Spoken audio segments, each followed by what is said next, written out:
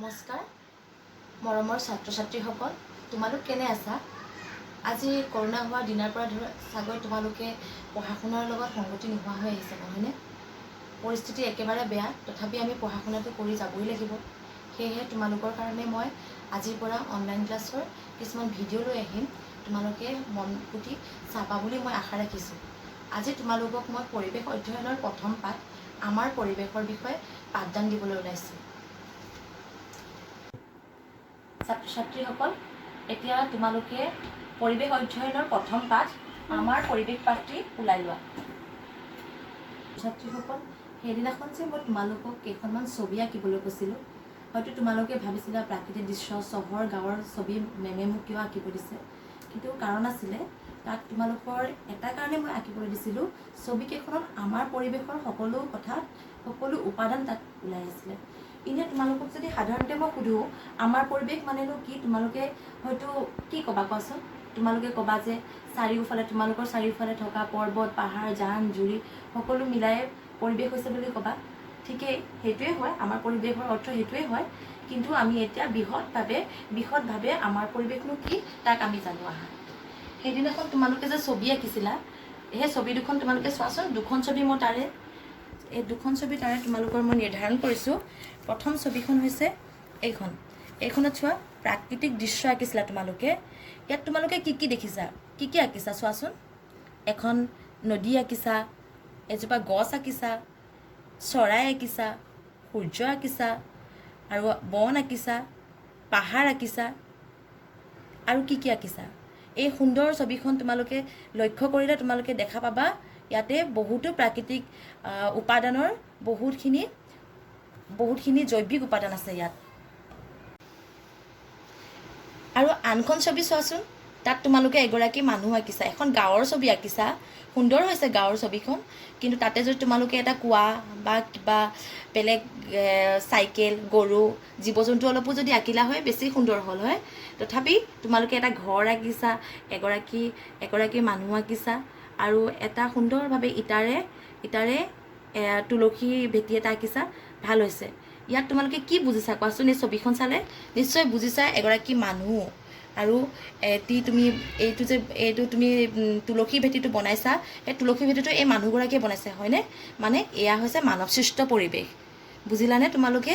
আগৰ ছবিটো যে তোমালোকে দেখাইছিলা প্ৰাকৃতিক দৃশ্যটো, সেইটো হৈছে প্ৰাকৃতিক পৰিৱেশৰ জৈৱিক উপাদানেৰে ভৰপূৰ এটা প্ৰাকৃতিক দৃশ্য, আৰু সেয়া হৈছে প্ৰাকৃতিক সম্পদ, আৰু বাকীটো হৈছে মানৱ সৃষ্ট পৰিৱেশ। এতিয়া আমি আহোঁ, এতিয়া তোমালোকে মোক এটা কথা কোৱাচোন, জীয়াই থাকিবৰ কাৰণে জীৱটোতো এটা উপযুক্ত প্ৰাকৃতিক পৰিৱেশৰ প্ৰয়োজন, হয় নহয় কোৱাচোন? এতিয়া কোৱা, এতিয়া যদি উপযুক্ত পৰিৱেশ আমি যদি থাকিবলৈ লাগে, এটা যদি উপযুক্ত পৰিৱেশত আমাক জীয়াই থাকিবলৈ লাগে, তাত নিশ্চয় কিছুমান আমাৰ উপাদান লাগিব। কি কি লাগিব কোৱাচোন? আমি উশাহ ল'বলৈ বায়ু লাগিব, পানী লাগিব, বতাহ লাগিব, আৰু খাবৰ কাৰণে খাদ্য লাগিব, আৰু থাকিবৰ কাৰণে ঘৰ লাগিব। এই সকলোবোৰ একেলগে মিলালে কি হয় জানানে? পৰিৱেশ হয়। আৰু পৃথিৱীৰ সৌৰজগতত যিমানবোৰ গ্ৰহ আছে তাৰ ভিতৰত আমাৰ প্ৰাণী জীয়াই থাকিব পৰাকৈ, মানুহেই অকল নহয়, সম্পূৰ্ণ প্ৰাণী জীয়াই থাকিব পৰাকৈ অকল এটাই গ্ৰহ আছে, সেইটো হৈছে পৃথিৱী। কাৰণ ইয়াত সকলো উপাদান আছে। তোমালোকে ইয়াত পৃথিৱীত থাকিবৰ কাৰণে মাটি দেখিছা, পানী দেখিছা, আৰু আমি উশাহ ল'বলৈ আমি বায়ু অনুভৱ কৰিব পাৰিছোঁ। মানে ইয়াত 3টা উপাদান আছে, যি দুটা মূল উপাদান, যিকেইটা নহ'লে আমি জীয়াই থাকিব নোৱাৰোঁ জীৱ। সেই উপাদানকেইটা থকাৰ বাবে পৃথিৱীত আমি জীয়াই থাকিব পৰা সম্পূৰ্ণ যিখিনি উপাদান লাগে, সকলোখিনি থকাৰ বাবে ইয়াত প্ৰাণী এজনে সুস্থ সবলভাৱে জীয়াই থাকিব পাৰে। তোমালোকে হয়তো বুজিছা এতিয়া প্ৰাকৃতিক পৰিৱেশ কি। এতিয়া আমি আহোঁ, প্ৰাকৃতিক পৰিৱেশৰ 2টা উপাদান আছে, এটা হৈছে জৈৱিক উপাদান, এটা হৈছে অজৈৱিক উপাদান। তোমালোকে এতিয়া পাঠটো ওলাই লোৱা, মই পাঠটো ওলাই লওঁ। এতিয়া চোৱাচোন, ইয়াত দিয়া আছে প্ৰাকৃতিক পৰিৱেশৰ উপাদানবোৰক 2টা ভাগত ভগাব পাৰি। এটা কি হৈছে জৈৱিক উপাদান, আৰু আনটো হৈছে অজৈৱিক উপাদান। এতিয়া চোৱা, যেতিয়া কোনো এটা অঞ্চলত বাস কৰা মানুহকে ধৰি সকলো উদ্ভিদ প্ৰাণী চৰাই চিৰিকটি কীট পতংগ অণুজীৱ আদি জৈৱিক উপাদান আৰু বায়ু পানী মাটি অজৈৱিক উপাদানেৰে সেই অঞ্চলটোৰ প্ৰাকৃতিক পৰিৱেশ গঢ়ি তোলে। জৈৱিক উপাদানবোৰক প্ৰত্যক্ষ বা পৰোক্ষভাৱে অজৈৱিক উপাদানৰ ওপৰত নিৰ্ভৰ কৰিবলগীয়া হয়। তোমালোকে এটা কথা সদায়ে মনত ৰাখিবা যে যেতিয়া যিবোৰ প্ৰাণ থকা বস্তু, যিবোৰ প্ৰাণ থকা মানে যিখিনি প্ৰাণ থকা উপাদান সেইবোৰেই হৈছে জৈৱিক উপাদান সহজভাৱে ক'বলৈ গ'লে, আৰু যিবোৰ প্ৰাণ নাথাকে সেইবোৰেই হৈছে অজৈৱিক উপাদান। যেনে বায়ু পানী মাটি হৈছে অজৈৱিক উপাদান, আৰু জৈৱিক উপাদান হৈছে প্ৰাণ থকা। উদ্ভিদৰ প্ৰাণ থাকে, প্ৰাণীৰ প্ৰাণ থাকে, চৰাই চিৰিকটিৰ প্ৰাণ থাকে, কীট পতংগৰ প্ৰাণ থাকে, আৰু অণুজীৱৰো প্ৰাণ থাকে। এই সকলোবোৰ হৈছে জৈৱিক উপাদান। এতিয়া তোমালোকে হয়তো বুজিলা। এতিয়া তোমালোক ওচৰত থকা হ'লে মই সুধিলোঁ হয় জৈৱিক উপাদান কি আৰু অজৈৱিক উপাদান কি। তথাপি তোমালোকে এইটো কথা সদায়ে মনত ৰাখিবা, সহজভাৱে মনত ৰাখিবা। প্ৰাণ থকা উপাদানসমূহে জৈৱিক আৰু অপ্ৰাণ মানে জীৱন নোহোৱা উপাদানসমূহ হৈছে অজৈৱিক। এতিয়া আমি আগবাঢ়িম পাঠলৈ। এতিয়া এইটো চোৱা, কোনো ঠাইৰ প্ৰাকৃতিক পৰিৱেশৰ উপাদান বুলিলে জৈৱিক আৰু অজৈৱিক উপাদানকে বুজায়। আমাৰ যেতিয়া প্ৰাকৃতিক পৰিৱেশটো মই তোমালোকক অলপ আগত কৈ আহিলোৱে, মানে প্ৰাকৃতিক পৰিৱেশ গঠন হ'বৰ কাৰণে আমাক কি লাগিব? জৈৱিক আৰু অজৈৱিক উপাদান দুইটাই লাগিব। তেতিয়াহে আমাৰ এটি প্ৰাকৃতিক পৰিৱেশৰ সৃষ্টি হ'ব। আমাৰ চৌপাশে থকা এই জৈৱিক আৰু অজৈৱিক উপাদানসমূহে প্ৰাকৃতিক পৰিৱেশৰ সৃষ্টি কৰে।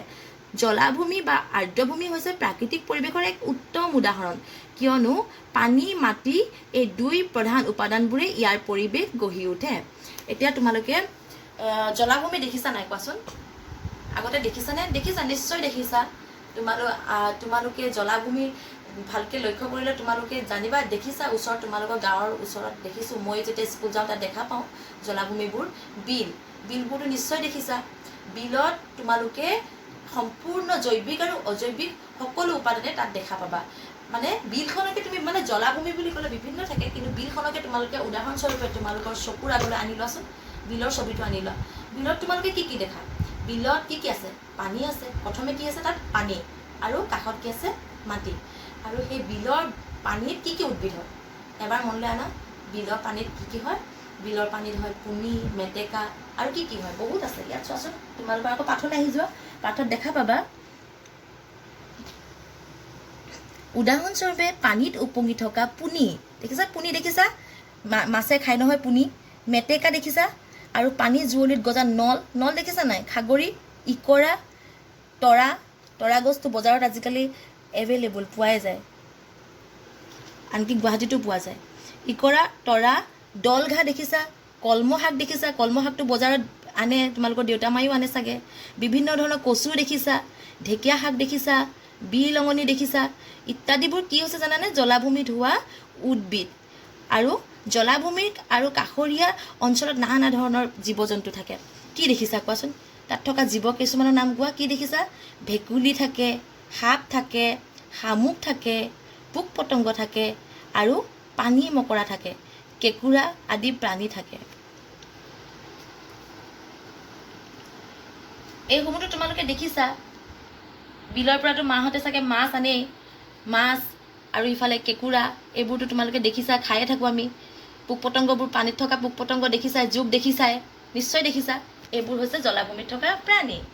ইয়াত বহুতো অণুজীৱ থাকে। অণুজীৱ মানে কি তোমালোকে এতিয়া বুজি পাইছা নাই? অণুজীৱ হৈছে আমি চকুৰে দেখি নোপোৱা কিছুমান ক্ষুদ্ৰ প্ৰাণী, যিবোৰ আমি চকুৰে দেখা নাপাওঁ, কিন্তু যদি আমি অণুবীক্ষণ যন্ত্ৰৰে দেখা যোৱা যায়, তোমালোকৰ কাষে বাৰে অনেক অণুজীৱ দেখা পাবা। আৰু জলাভূমিৰ কাষত দাঁতি কাষৰীয়া যে অঞ্চলবোৰ দেখিছা, কাষত যে কিছুমান জলাভূমিৰ কাষত কাষত কিছুমান যে মাটি থাকে, তাত কি থাকে জানানে? ডাঙৰ ডাঙৰ গছবোৰ থাকে নহয়। সেই গছবোৰত বগলী থাকে, হাড়গিলা চৰাই থাকে, বৰটোকোলা থাকে, কণামুচৰি থাকে। সেইবোৰ চৰাইটো দেখিছা তোমালোকে। কাউৰী দেখিছা, মাছৰোকা দেখিছা নাই? মাছ যে খাবলৈ আহে, মানে বিলৰ ওচৰত থকা মাছ খাবলৈ অহা সকলো চৰাই চিৰিকটিবোৰে সেই বিলৰ পাৰত আৰ্দ্ৰভূমিত, বিলৰ কাষৰ দাঁতি কাষৰীয়া অঞ্চলত গছবোৰত, ডাঙৰ ডাঙৰ গছবোৰত সিহঁতি বাঁহ পাতি থাকে, যাতে সিহঁতি সহজতে তাৰ পৰা মাছ খাব পাৰে, আৰু তাতে আকৌ সিহঁতি আহি সেই গছতে জিৰণি ল'ব পাৰে, গছতে থাকিব পাৰে। সেইবোৰৰ ভিতৰত তোমালোকক মই ক'লোৱে চিলনি দেখিছা নাই? চিলনি আজিকালি নোহোৱা হৈ গৈছে, লুপ্তপ্ৰায় হৈ গৈছে। সকলো মানুহে চিলনিবোৰ মাৰি মাৰি শেষ কৰি দিছে। আৰু চিলনি নহ'লে আমাৰ যে পৰিৱেশ এনেকুৱাই প্ৰদূষণ হ'ব তোমালোকে ভাবিব নোৱাৰিবা। এতিয়া আমি এই চৰাই চিৰিকটিবোৰ জীয়াই ৰাখিব লাগিব। এতিয়া চোৱা, খাদ্যৰ বাবে জলাভূমিৰ প্ৰাণীবোৰে পৰস্পৰৰ ওপৰত নিৰ্ভৰ কৰে। জলাভূমিত প্ৰত্যেকটো প্ৰাণীয়ে ইজনে সিজনৰ ওপৰত নিৰ্ভৰ কৰে, ইজনে সিজনক খাই জীয়াই থাকে। যিহেতু মই তোমালোকক ক'লোৱেই, প্ৰতিটো জীৱই ধৰা যেতিয়া বগলী বা মাছৰোকা চৰাই কি খাই জীয়াই থাকে? মাছ খাই জীয়াই থাকে। আৰু মাছে কি খাই জীয়াই থাকে? মাছেতো পুনি মেটেকা এইবোৰ খাই জীয়াই থাকিব। পানীত থকা গছবোৰ, সৰু সৰু ক্ষুদ্ৰ ক্ষুদ্ৰ গছবোৰ খাই জীয়াই থাকিব। আৰু গছবোৰেও গছবোৰ খাই জীয়াই থাকিব। ঠিক তেনেদৰে চৰাইবোৰে মাছবোৰ খাই জীয়াই থাকিব। সেই তেনেকৈ ইজনে সিজনৰ ওপৰত সকলোবোৰ প্ৰাণীয়ে ইজনে ইজনৰ ওপৰত পৰস্পৰৰ ওপৰত নিৰ্ভৰশীল হৈ থাকে।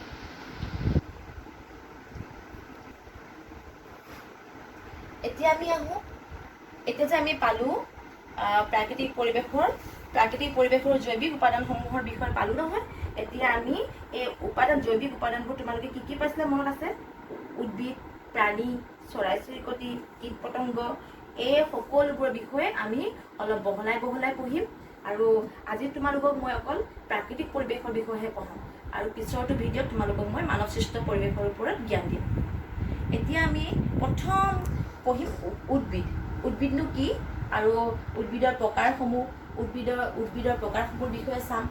উদ্ভিদ কেনেকুৱা থাকে, ভাগ থাকে, উদ্ভিদৰ বিভিন্ন ভাগ থাকে, সেই উদ্ভিদৰ বিষয়ে পঢ়িম। এতিয়া তোমালোকে কিতাপত ওলাই ল'বা উদ্ভিদ। প্ৰথমটো হৈছে উদ্ভিদ।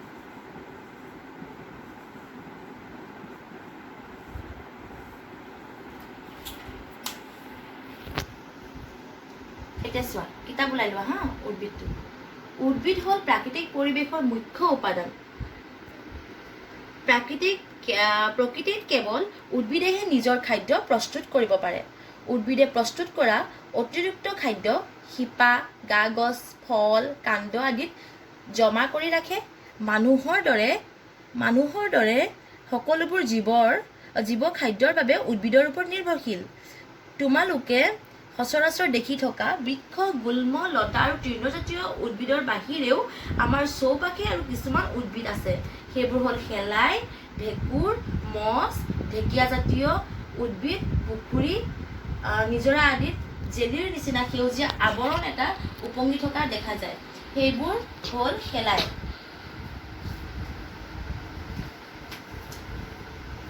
এতিয়া উদ্ভিদৰ বিষয়ে তোমালোকে গম পালা যে উদ্ভিদে নিজৰ খাদ্য নিজে তৈয়াৰ কৰিব পৰা এবিধ উপাদানেই হৈছে উদ্ভিদ, যিয়ে নেকি নিজৰ খাদ্য নিজে উৎপাদন কৰিব পাৰে, নিজৰ খাদ্য নিজে সৃষ্টি কৰিব পাৰে। উদ্ভিদে কাৰো ওপৰত নিৰ্ভৰ কৰিবলগীয়া নহয়।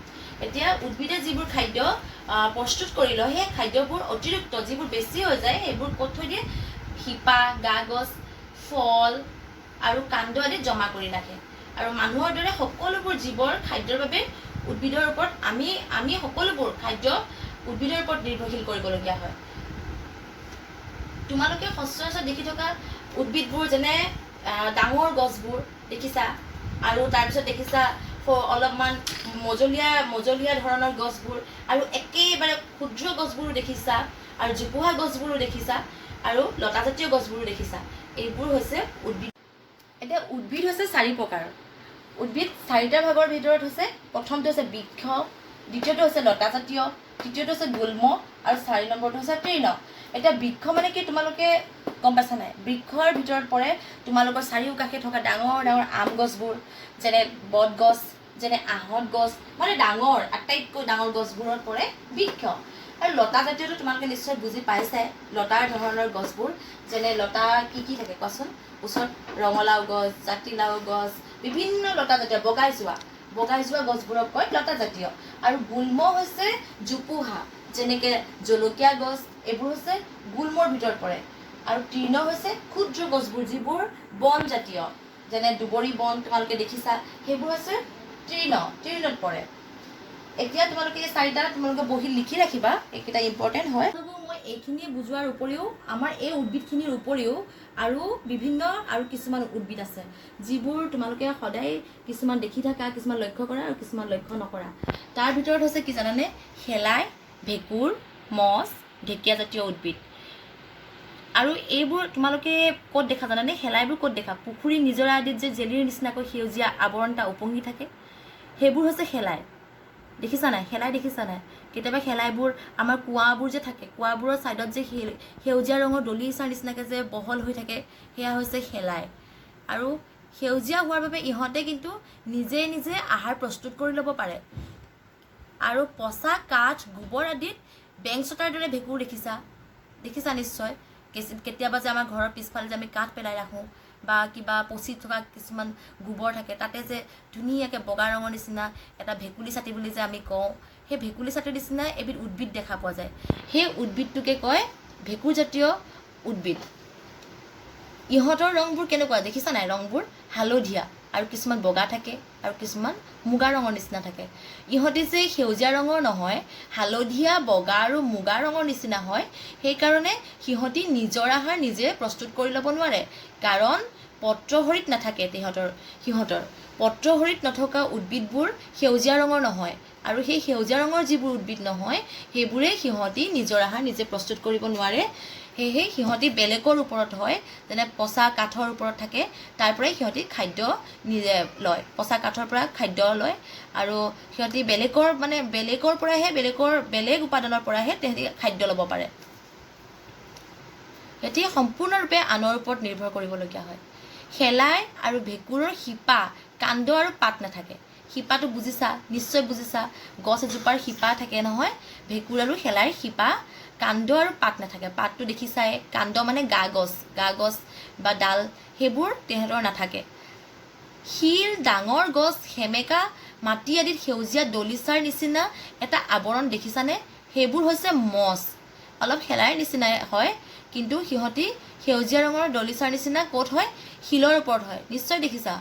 কেতিয়াবা কিছুমান নদীৰ কাষত যে শিলবোৰ থাকে, সেই শিলবোৰ সেউজীয়া ৰঙৰ বৰণ হৈ যায়, বহুত দিন তাতে বৰণ হৈ থাকে, পিছল হৈ থাকে, ভৰি দিলে পিছল খাই পৰি যোৱা নিচিনা হয়, সেইবোৰেই হৈছে মছ।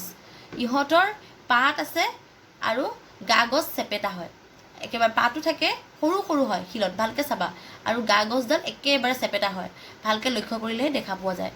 মাটিত খামুচি ধৰিবলৈ ইহঁতৰ কিছুমান চুলিৰ নিচিনা অংশ থাকে। তোমালোকে যেতিয়া সেই মছখিনি টানি আনিলে দীঘল দীঘল চুলিৰ নিচিনা দীঘল কিছুমান পাতল হীৰা নিচিনা ওলাই আহে, সেইবোৰ হৈছে সিহঁতৰ শিপা। আৰু সেমেকা ঠাইত আন এক উদ্ভিদ হয়, সেয়া হৈছে ঢেকীয়া। সেইটোতো তোমালোকে জানাই। ঢেকীয়াৰ মূল থাকে, কাণ্ড থাকে আৰু পাতো থাকে। আমি ঢেকীয়া শাক খাই থাকোঁ নহয়, তোমালোকে চিনি পোৱাই। এইবোৰ চোৱা, ছবিবোৰ এনেই ভালকৈ তোমালোকে নিজৰ পাঠ্যপুথিত চাই ল'বা। শেলাই এনেকুৱা হয়, ভেঁকুৰ এনেকুৱা ধৰণৰ হয়, মছ এয়া, আৰু এয়া হৈছে ঢেকীয়া।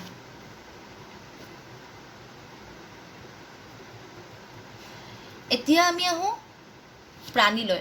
তোমালোকে উদ্ভিদটো হয়তো ভালদৰে বুজি পাইছা। এতিয়া আমি প্ৰাণীৰ বিষয়ে পঢ়িম দেই।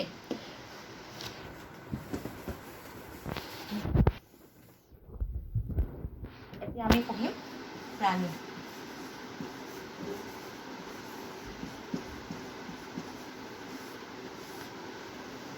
আমাৰ জৈৱিক উপাদানৰ আন এটা উপাদান হৈছে প্ৰাণী। প্ৰাণীৰ বিষয়ে তোমালোকে এটা কিতাপত চাই লোৱা, কিতাপলৈ আহি যোৱা। পৰিৱেশৰ আন এবিধ গুৰুত্বপূৰ্ণ উপাদান হ'ল প্ৰাণী। ভিন ভিন পৰিৱেশ ভিন ভিন প্ৰাণীৰ বসবাসৰ উপযোগী। মৰুভূমি অঞ্চলত দিনত প্ৰচণ্ড গৰম আৰু ৰাতি হ'লে বালিবোৰ চেঁচা হৈ প্ৰচণ্ড ঠাণ্ডা পৰে। ইয়াত পানীৰ বৰ অভাৱ। মৰুভূমিৰ প্ৰধান প্ৰাণী হ'ল উট। ইয়াৰ উপৰিও হৰিণা, সাপ, মকৰা আদিও মৰুভূমিত থাকে। উটৰ দেহৰ গঠন মৰুভূমিৰ পৰিৱেশত খাপ খাব পৰাকৈ গঠিত, অৰ্থাৎ ইহঁতে মৰুভূমিৰ প্ৰচণ্ড গৰম আৰু পানীৰ অভাৱ সহ্য কৰিব পাৰে। এই অঞ্চলৰ প্ৰাণীৰ গাৰ ছাল ডাঠ আৰু নোমাল হয় আৰু ইয়াৰ ফলত বাহিৰৰ তাপ সহজে শৰীৰৰ ভিতৰলৈ সোমাব নোৱাৰে। এতিয়া তোমালোকে বুজিলা। আমি প্ৰাণীৰ ভিতৰত প্ৰথমে কি পঢ়িব লৈছোঁ? আমি মৰুভূমিত থকা প্ৰাণী। মৰুভূমিত তোমালোকে নিশ্চয় চকুৰ আগলৈ ভাহি আহিছে মৰুভূমি কেনেকুৱা হয়। মৰুভূমিৰ বেছিভাগ অংশ কি থাকে? বালি। তাত পানীৰ পৰিমাণ খুব কম থাকে। সেয়েহে তাত সকলো জীৱই জীয়াই থাকিব নোৱাৰে। তাত সকলো উদ্ভিদো জীয়াই থাকিব নোৱাৰে আৰু সকলো প্ৰাণীও জীয়াই থাকিব নোৱাৰে। এতিয়া তাত মৰুভূমিত থকা এবিধ প্ৰাণী হৈছে, যিটো প্ৰাণী সকলোৱে তোমালোকে জানাই, সি মৰুভূমিত আটাইতকৈ বেছিকৈ থাকিব পৰা প্ৰাণীটোৱে হৈছে উট। কোনো ধৰণৰ অসুবিধা নোহোৱাকৈ উটে জীয়াই থাকিব পাৰে। কিয় জীয়াই থাকিব পাৰে? উটে কিয়নো উটৰ মৰুভূমিত জীয়াই থাকিব পৰাকৈ তাৰ শৰীৰটো সৃষ্টি হৈছে, তাৰ বাবে উটে মৰুভূমিত থাকিব পাৰে। আৰু মৰুভূমিত উটৰ আন এটাও কাৰণ হৈছে যে পানী নোহোৱাকৈ অন্য জীৱবোৰ বেছিদিন জীয়াই থাকিব নোৱাৰে, কিন্তু উটে পানী নোখোৱাকৈ পানী এদিন খাই বহুত দিনলৈকে পানী নোখোৱাকৈ সি জীয়াই থাকিব পাৰে। এই পানীখিনি এটা অংকত জমা কৰি ৰাখে আৰু পিছত সি নিজে খাই থাকে, তাৰ শৰীৰৰ এটা অংকত পানীখিনি জমা কৰি ৰাখে। আৰু উটে তাৰ উপৰি উটৰ শৰীৰৰ গাৰ ছালখন খুব ডাঠ হয় আৰু নোম থাকে, নোমাল হয়, আৰু তাৰ ভৰিৰ খুৰাকেইটা হৈছে পাতল, যাৰ বাবে গৰমে উটৰ শৰীৰত বেছি ধৰণে প্ৰভাৱ পেলাব নোৱাৰে। তাৰ বাবে উটে মৰুভূমিত বহুত দিন জীয়াই থাকিব পাৰে। উটকে নিৰ্ভৰ কৰি তাৰ মানুহবোৰ জীয়াই থাকে। উটৰ ওপৰতে বস্তু ভাৰ বান্ধি দি পঠিয়ায়, মানুহবোৰ উটৰ পিঠিত বহি বহি দূৰ দূৰলৈ যায়। বহুতখিনি সুবিধা উটে মানুহক কৰি আছে। ইয়াৰ পিছত আমি আহিম চোৱা ছেকেণ্ড পইণ্টটোলৈ আহা, কিতাপৰ ছেকেণ্ড পইণ্টলৈ আহা। মেৰু অঞ্চলত থকা আমি জীৱবোৰৰ বিষয়ে পঢ়িম। মেৰু অঞ্চল কি হয়? মেৰু অঞ্চলটো খুব ঠাণ্ডা হয়। ইয়াত চোৱা, মেৰু অঞ্চল অতিশয় শীতল, বৰফেৰে ভৰা। এনে শীতল পৰিৱেশতো কিছুমান প্ৰাণী জীয়াই থাকে। ইয়াৰ ভিতৰত প্ৰধান হ'ল বগা ভালুক। ইহঁতৰ দীঘল আৰু ঘন নোমেৰে ঢকা গাৰ ছালখনে ইহঁতৰ জাৰৰ পৰা ৰক্ষা কৰে। ইহঁতে মাছ, চিল আদি খাই জীয়াই থাকে। আৰু এই অঞ্চলত আন এবিধ প্ৰাণী হ'ল পেংগুইন। ইহঁত বৰফত থকা চৰাই। ইয়াৰ দীঘলীয়া ডিম্বাকৃতিৰ গাটো সৰু সৰু পাখিৰে আৱৰা। ডেউকা দুখন সৰু হোৱাৰ বাবে পেংগুইনে উৰিব নোৱাৰে, কিন্তু ইহঁতে সাঁতুৰিব আৰু খোজকাঢ়িব পাৰে। সাগৰত থকা সৰু মাছ ইহঁতৰ খাদ্য। আৰু এবিধ কি জীৱ থাকে চোৱা, অতি শীতল দেশত পোৱা আৰু এবিধ প্ৰাণী হ'ল বলগা হৰিণ। এইবিধ হৰিণ 7 ফুট পৰ্যন্ত ওখ হয়। ইহঁতৰ দীঘল আৰু শাখা প্ৰশাখাযুক্ত শিং থাকে। আৰু এই অঞ্চলৰ আন এবিধ প্ৰাণী হ'ল ইয়াক দেহত দীঘল নোমেৰে আৱৰা। এতিয়া আমি কি পালোঁ? মেৰু অঞ্চলত থকা জীৱবোৰৰ ভিতৰত আমি প্ৰথমে কি পালোঁ চোৱা, বগা ভালুক। মেৰু অঞ্চলত খুব ঠাণ্ডা হয়, ইমানে ঠাণ্ডা হয় আমি মানুহবোৰ তাত আমাৰ ইয়াত থকা মানুহবোৰ তাত থাকিলে চাগে হয়তো মৰিয়ে থাকিম। মেৰু অঞ্চল ইমানেই বৰফ, সম্পূৰ্ণ বৰফ বৰফ বৰফ, আৰু খুব ঠাণ্ডা হয়। আৰু এই শীতল পৰিৱেশতে কিছুমান প্ৰাণী জীয়াই থাকে, তাত সকলো প্ৰাণী জীয়াই থাকিব নোৱাৰে। তাৰ ভিতৰত হৈছে এটা বগা ভালুক আৰু এটা হৈছে চিল। এতিয়া সিহঁতি খুব সিহঁতৰ গাবোৰত আমিতো ব্লেংকেট লৈ যেনেকৈ থাকোঁ, সিহঁতৰ গাত তেনেকুৱা দীঘল দীঘল নোমেৰে ভৰপূৰ হৈ থাকে, যিবোৰ নোমেৰে সিহঁতৰ গাৰ ছালখন ঢাকি ৰাখে। আৰু সিহঁতে অন্য বস্তু নোখোৱাকৈও জীয়াই থাকিব পাৰে। কাষত বৰফত যিবোৰ মাছ পোৱা যায়, সেই মাছবোৰ খাই সিহঁতি জীয়াই থাকে। আৰু ভালুকে তাত থকা যিটো চিল থাকে, সেই চিলবোৰ খাই জীয়াই থাকে। মাছ আৰু চিল খাই এই প্ৰাণীবোৰ তাত থকা অতি শীতল ঠাইত থকা মেৰু অঞ্চলত থকা জীৱবোৰ জীয়াই থাকে। তাতে আৰু এবিধ প্ৰাণী আছে, সেইবিধ হৈছে পেংগুইন। পেংগুইনটো তোমালোকে জানা। পেংগুইনটো দেখিবলৈ কি হয়? ডিম্বাকৃতিৰ হয়, কণীৰ দৰে আকৃতিৰ হয়, আৰু তাহাঁতৰ গাটো সৰু সৰু সৰু সৰু পাখিৰে আৱৰা হয়। পেংগুইন চৰাই তোমালোকে দেখিছা, টিভিত দেখিছা চাগে, কিছুমান ফটোত দেখিছা। পাখিৰে আৱৰা থাকে আৰু সিহঁতৰ দুখন ডেউকা থাকে, দুখন পাখি থাকে। আৰু সিহঁতে কি কৰিব পাৰে জানানে? সাঁতুৰিব আৰু খোজকাঢ়িব পাৰে। দুইটা কামেই কৰিব পাৰে। সিহঁতে সাঁতুৰিবও পাৰে, খোজকাঢ়িব পাৰে। যেতিয়া খোজকাঢ়ে দুটা ভৰি তেনেকৈ খোজকাঢ়ি গৈ থাকে। তোমালোকে ভালকৈ টিভিত চালে দেখিছা চাগে, কাৰ্টুনবোৰতো দেখায়, কেতিয়াবা ডিস্কভাৰী চেনেলবোৰ চাবা, তাতো দেখা পোৱা যায় পেংগুইন। আৰু সিহঁতে সাগৰত যিবোৰ মাছ পোৱা যায়, সেই সাগৰত থকা মাছবোৰ খাই, সিহঁতি সৰু সৰু মাছবোৰ খাই সিহঁতি জীয়াই থাকে। মই মেৰু অঞ্চলত পোৱা জীৱবোৰৰ বিষয়ে মই বুজালোঁ। তাতে তোমালোকে নোট ডাউন কৰি ৰাখিবা, লিখি ৰাখিবা। মেৰু অঞ্চলত পোৱা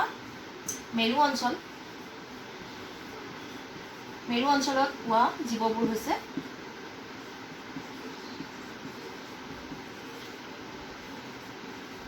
প্ৰাণী হৈছে, এটা হৈছে বগা ভালুক, আৰু এটা হৈছে চিল, আৰু এটা হৈছে পেংগুইন।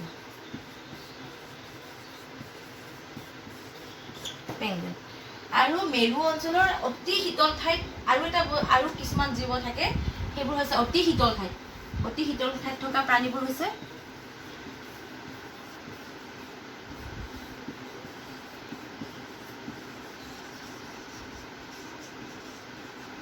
অতি শীতল ঠাইত থকা প্ৰাণী হৈছে বল্গা হৰিণ।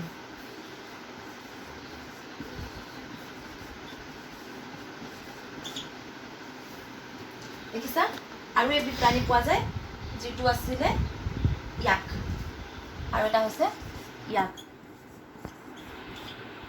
আৰু ইয়াত লিখি ৰাখিবা মৰুভূমিত, মৰুভূমি হয়, মৰুভূমিত পোৱা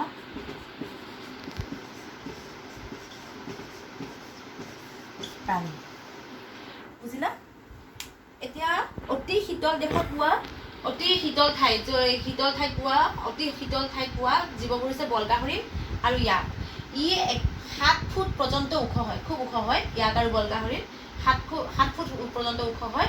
সিহঁতৰ দীঘল দীঘল শিং থাকে, সিহঁতৰ দীঘল দীঘল শিং থাকিব আৰু দুডাল দীঘল শিঙৰ আৰু শাখা প্ৰশাখাযুক্ত কিছুমান শিল থাকে বল্গা হৰিণৰ। 7 ফুট পৰ্যন্ত ওখ হয় ইয়াক।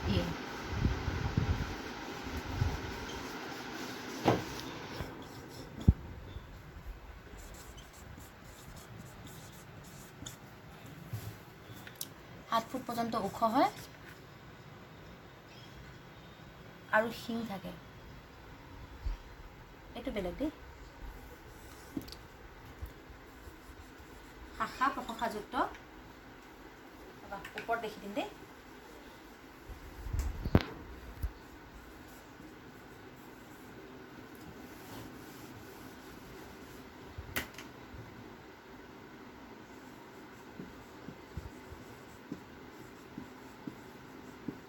শাখা প্ৰশাখাযুক্ত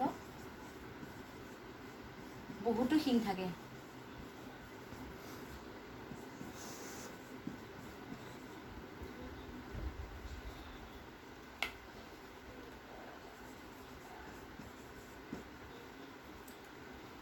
এতিয়া বুজিছা বল্গা হৰিণৰ শৰীৰটো কেনেকুৱা হয়? অলপমান চাগে তোমালোকে মানে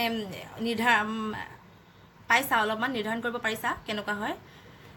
এতিয়া আনবিধ হৈছে ইয়াক, আৰু ইয়াকৰ শৰীৰটো হৈছে খুব নোমেৰে ভৰ্তি থাকে। ইয়াকৰ শৰীৰটো কেনেকুৱা হয় তোমালোকে লিখি লোৱা।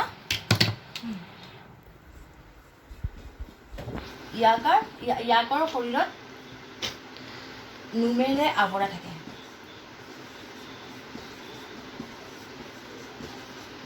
নোমেৰে আৱৰা।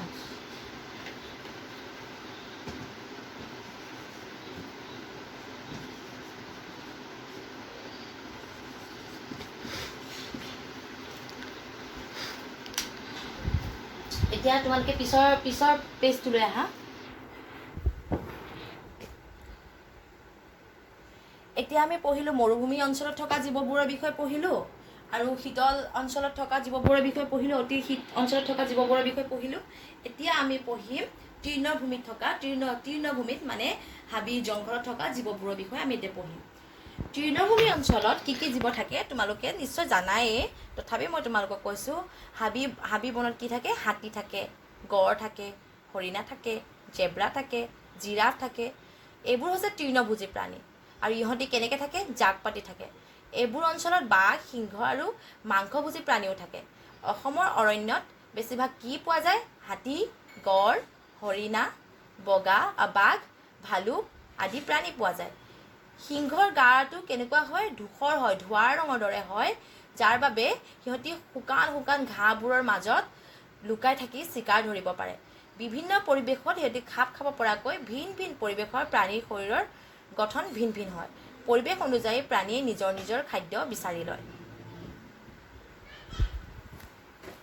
এতিয়া তোমালোকে চোৱা, আমি তৃণভূমিত থকা প্ৰাণীবোৰৰ বিষয়ে লিখি ল'বা।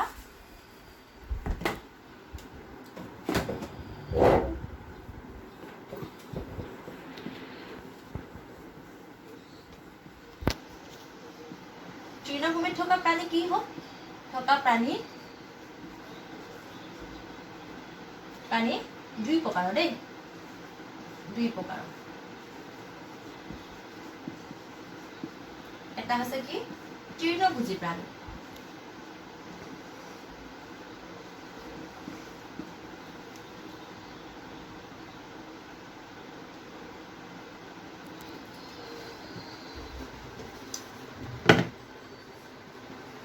এটা হৈছে তৃণভোজী প্ৰাণী,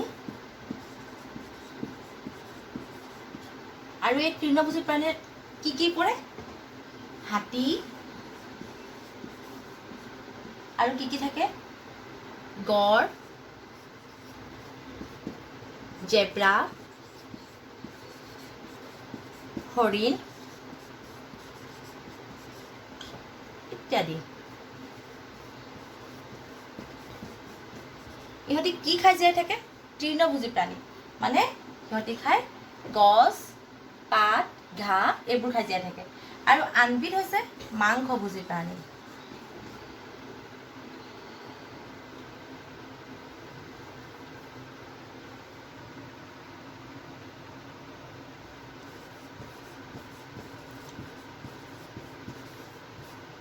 আনবিধ হৈছে মাংসভোজী প্ৰাণী। মাংসভোজী প্ৰাণীবোৰে কি খাই জীয়াই থাকে? মাংস খাই থাকে। মানে অন্য জীৱবোৰ, সেই হাবি বননিত পোৱা অন্য জীৱ বা